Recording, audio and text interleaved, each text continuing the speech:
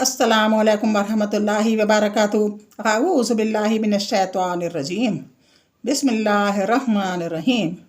Rabbi इश्रह ली सदरी व यस्सिर ली अमरी वहलुल उक़दतम मिन लिसानी यफ़क़हू क़ौली। ऐ अल्लाह ताला तू मेरा सीना खोल दे, मेरे लिए मेरा काम आसान कर दे, मेरी ज़ुबान की गिरह खोल दे ताकि लोग मेरी बात समझ पाएँ। अल्लाहुम्मा सल्लि अला मुहम्मद व अला आलि मुहम्मद। इस्लामी तारीख़ में आज हज़रत उमर रज़ी अल्लाह अन्हा की बहादुरी का ज़िक्र है। बिस्मिल्लाह। हज़रत उमर रज़ी अल्लाह अन्हा की बहादुरी से कौन नावाकिफ़ होगा। सारी दुनिया इनकी शुजाअत व दिलेरी का एतराफ़ करती है। शुरू इस्लाम में मुसलमान काबे के पास नमाज नहीं पढ़ सकते थे, लेकिन उमर फ़ारूक रज़ी अल्लाह अन्हा के इस्लाम लाते ही मुसलमान खाना काबा में खुल्लम खुल्ला नमाज पढ़ने लगे। हज़रत अली रज़ी अल्लाह अन्हु फरमाते हैं कि मेरे इल्म के मुताबिक हर एक ने हिजरत छुप कर की, लेकिन हज़रत उमर रज़ी अल्लाह अन्हु ने अलीउल ऐलान हिजरत की। जब उन्होंने हिजरत का इरादा फरमाया तो अपनी तलवार गले में लटकाई और अपनी कमान कंधे पर डाली और बहुत सारे तीर हाथ में लेकर बैतुल्लाह के पास आए और इत्मीनान से तवाफ़ किया और फिर मुकाम इब्राहीम के पास जाकर 2 रकत नमाज पढ़ी। फिर मुशरिकीन की एक टोली में गए और फरमाया कि जो ये चाहता हो कि इसकी माँ इसके मरने पर रोए और इसकी औलाद यतीम हो जाए और इसकी बीवी बेवा हो जाए, वो मक्का से बाहर आकर मेरा मुकाबला करे। इसके बाद आप उमर रज़ी अल्लाह अन्हा ने हिजरत की, मगर कोई भी आप रज़ी अल्लाह अन्हा का पीछा करने की हिम्मत न कर सका। हज़रत अब्दुल्ला बिन मसूद रज़ी अल्लाह अन्हु फरमाते हैं कि उमर रज़ी अल्लाह अन्हा का इस्लाम लाना मुसलमानों की फ़तेह थी और इनकी हिजरत मुसलमानों की मदद थी और इनकी खिलाफत रहमत थी। हुज़ूर सल्लल्लाहु अलैहि वसल्लम का मोजज़ा। हज़रत अली रज़ी अल्लाह अन्हु की आँख का ठीक हो जाना। जंग खैबर के दिन आप सल्लल्लाहु अलैहि वसल्लम ने पूछा, अली कहाँ हैं? लोगों ने कहा, उनकी आँखें दुख रही हैं। आप सल्लल्लाहु अलैहि वसल्लम ने फरमाया, उनको बुलाओ। तो हज़रत अली रज़ी अल्लाह अन्हु आए। आप सल्लल्लाहु अलैहि वसल्लम ने उनकी आँखों पर अपना थूक मुबारक लगा दिया तो वो इसी वक्त अच्छी हो गईं, गोया कुछ हुआ ही नहीं था। बुखारी 2942। एक फ़र्ज़ के बारे में। ज़कात की फ़र्ज़ियत। रसूल अल्लाह सल्लल्लाहु अलैहि वसल्लम ने हज़रत मुआज़ बिन जबल रज़ी अल्लाह अन्हु को यमन भेजते वक्त फ़रमाया कि उन यमन वालों को बता देना कि अल्लाह ताला ने उन पर इनके माल में ज़कात फ़र्ज़ की है। बुखारी 1496। अगर किसी के पास निसाब के बराबर माल हो तो इसमें से ज़कात अदा करना फ़र्ज़ है। एक सुन्नत के बारे में। दुनिया व आखिरत की भलाई की दुआ। इस दुआ का खूब एहतमाम करना चाहिए। इसमें दोनों जहां की भलाई तलब की गई है। रसूल अल्लाह सल्लल्लाहु अलैहि वसल्लम इस दुआ को अक्सर पढ़ा करते थे। रब्बना आतिना फिद दुनिया हसनतम व फिल आखिरति हसनतम व क़िना अज़ाबन नार। ऐ अल्लाह, हमारे रब, हमें दुनिया में भी भलाई अता फरमा और आखिरत में भी भलाई अता फरमाइए और दोज़ख के अज़ाब से बचाइए। सूरह बकरा 201। एक अहम अमल की फजीलत। एक अहम अमल की फजीलत, शौहर की खुशी पर जन्नत। रसूल अल्लाह सल्लल्लाहु अलैहि वसल्लम ने फरमाया, जिस औरत ने साल में इंतकाल किया कि इसका शौहर इससे राज़ी था तो वह जन्नत में दाखिल होगी। तिरंदी 1161। एक गुनाह के बारे में। एक गुनाह के बारे में। सच्ची गवाही को छुपाना। कुरान में अल्लाह ताला फरमाता है, तुम गवाही मत छुपाया करो और जो शख्स इस गवाही को छुपाएगा तो बिलाशुबा इसका दिल गुनहगार होगा और अल्लाह ताला तुम्हारे किए हुए कामों को खूब जानता है। सूरह बकरा 283 आयत। दुनिया के बारे में। दुनियावी ज़िंदगी धोखा है। कुरान में अल्लाह ताला फरमाता है, दुनियावी ज़िंदगी तो कुछ भी नहीं, सिर्फ धोखे का सौदा है। सूरह आल इमरान 185। जिस तरह माल के ज़ाहिर को देखकर ख़रीदार फंस जाता है, इसी तरह दुनिया की चमक धमक से धोखा खाकर आखिरत से गाफिल हो जाता है।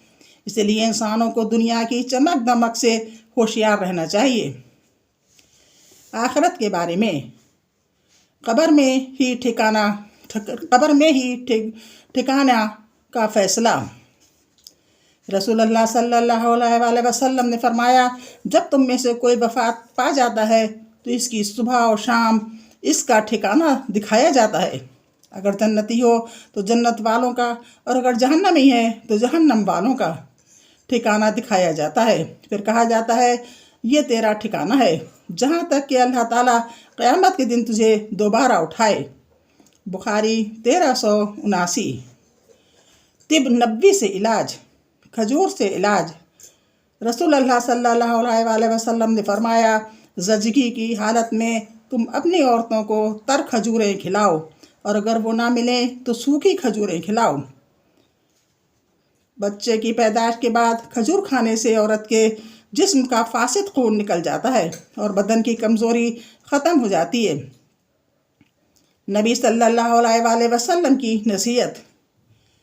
رسول اللہ صلی اللہ علیہ وآلہ وسلم نے عورتوں کو مخاطب کر کے فرمایا، تم اپنے اوپر اللہ کی تسبیح سبحان اللہ اور تحلیل لا الہ الا اللہ اور تقدیس سبحان اللہ الملک القدوس کو لازم کر لو، اور ان تسبیحات کو انگلیوں پر شمار کرو، اس لیے کہ کل قیامت کے دن ان انگلیوں سے سوال ہوگا اور وہ گواہی دیں گی۔ ہرگز اس میں کوتاہی اور غفلت مت کرنا، ایسا نہ ہو کہ غفلت کر کے اجر و ثواب میں کمی ہو جائے۔ ترندی 3583۔ تسبیح سبحان اللہ اور لا الہ الا اللہ اور سبحان الملک القدوس، یہ تینوں تسبیح بتائی گئی ہے۔ یہ دو اسلامی تاریخ کا یہ درس تھا، یہ ذکر تھا، یہ ختم ہوا۔ اب کچھ تھوڑا سا سنت اور نوافل کے بارے میں پڑھ لیں۔ سنت اور نوافل کی ضرورت۔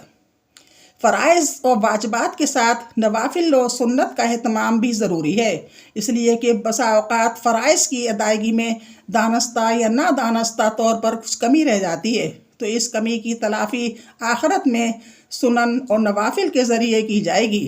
احادیث شریفہ میں اس کی صراحت موجود ہے۔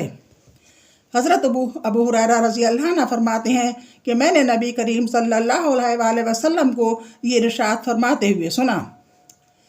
اس کا ترجمہ بتا رہی ہوں۔ قیامت کے دن آدمی کے اعمال میں سب سے پہلے نماز کا حساب کیا جائے گا۔ اگر نماز اچھی ہوئی تو وہ شخص کامیاب اور بامراد ہوگا، اور اگر نماز خراب نکلی تو وہ ناکام اور نامراد ہوگا۔ پھر اگر فرض نماز میں کچھ کمی ہوئی تو اللہ تعالیٰ ارشاد فرمائیں گے، دیکھو کیا میرے بندے کے پاس کچھ نفلیں بھی ہیں؟ اگر نفلیں ہوں گی تو اللہ تعالیٰ ان سے فرضوں کی کمی پورا فرما دیں گے۔ اس کے بعد پھر اسی طرح باقی اعمال کا حساب ہوگا، یعنی فرض، روزہ، زکوٰۃ وغیرہ کی کمی نفلی روزوں اور صدقات سے پوری کر دی جائے گی۔ اس لیے ضروری ہے کہ ہر مسلمان محض فرائض کی انجام دہی پر اکتفا نہ کرے، بلکہ اپنے نامہ اعمال میں نوافل کا ذخیرہ بھی زیادہ سے زیادہ جمع رکھے، تاکہ آخرت میں قرب، خدا بندی اور درجات کی بلندی کی نعمت سے سرفراز ہو سکے۔ سنن موقدہ کی عظیم فضیلت۔ سنن موقدہ کی پابندی پر حدیث شریفہ میں بڑی فضیلتیں وارد ہوئی ہیں۔ ایک حدیث میں ہے کہ جو شخص دن رات میں فرائض کے علاوہ 12 رکعت سنت پڑھے گا، اس کے لیے جنت میں محل تعمیر کیا جائے گا۔ حضرت ام حبیبہ رضی اللہ عنہ اللہ تعالیٰ کی روایت ہے، حضرت ام حبیبہ رضی اللہ عنہ کی روایت ہے کہ آن حضرت صلی اللہ علیہ وآلہ وسلم نے فرمایا، جو بھی مسلمان اللہ تعالیٰ کی رضا کے لیے ہر دن 12 رکعت نفل سنت فرض کے علاوہ پڑھے تو اللہ تعالیٰ اس کے لیے جنت میں گھر تعمیر فرمائیں گے، اور ایک روایت میں ہے کہ اس کے لیے جنت میں گھر بنایا جائے گا۔ اس لیے سنتیں اور نفل ضرور پڑھا کریں، اور زیادہ سے زیادہ ہو سکے جتنے بھی تو نفل پڑھا کریں۔ نفل اور سنت ایک ہی چیز کو کہتے ہیں، یعنی کہ جو سنتیں ہیں اس کو بھی انہوں نے نفل ہی بولا ہے۔ اللہ حافظ، السلام علیکم۔